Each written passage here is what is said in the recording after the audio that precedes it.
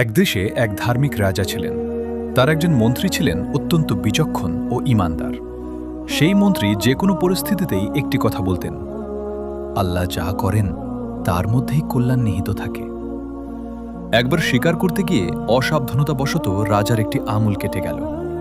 রাজা ব্যথায় কাতর হয়ে পড়লেন। মন্ত্রী তখন পাশে থেকে সান্ত্বনা দিয়ে বললেন, মহারাজ, ঘাবড়াবেন না, আল্লাহ যা করেন তার মধ্যেই নিশ্চয়ই কোনো কল্যাণ লুকিয়ে আছে। রাজা খুব রেগে গেলেন। তিনি ভাবলেন, আমার আঙুল কেটে গেল আর মন্ত্রী বলছেন এতে কল্যাণ আছে। রাগের মাথায় তিনি মন্ত্রীকে কারাগারে বন্দী করার আদেশ দিলেন।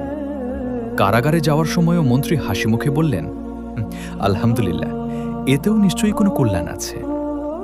এর কয়েকদিন পর রাজা আবার শিকারে গেলেন, কিন্তু এবার তিনি পথ হারিয়ে এক গভীর জঙ্গলে ঢুকে পড়লেন। সেখানে একদল আদিবাসী তাকে ধরে ফেলল।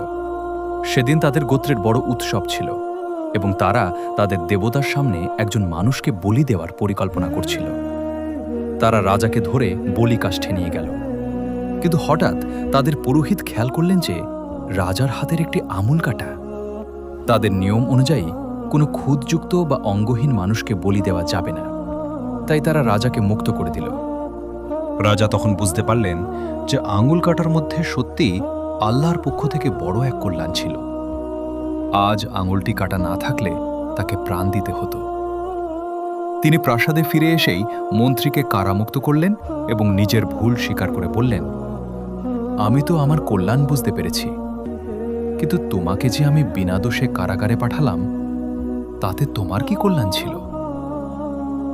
মন্ত্রী মুচকি হেসে বললেন, মহারাজ, আমি সব সময় আপনার সাথে থাকি।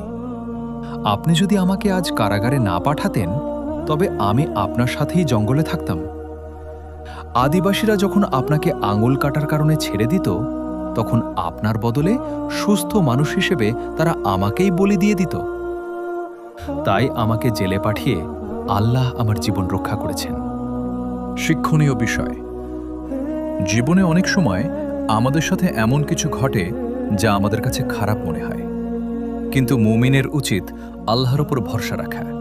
কারণ পবিত্র কোরআনে আল্লাহ তাআলা বলেছেন, হয়তো তোমরা কোনো বিষয় অপছন্দ করো অথচ তা তোমাদের জন্য কল্যাণকর, আবার হয়তো তোমরা কোনো বিষয় পছন্দ করো অথচ তা তোমাদের জন্য অকল্যাণকর।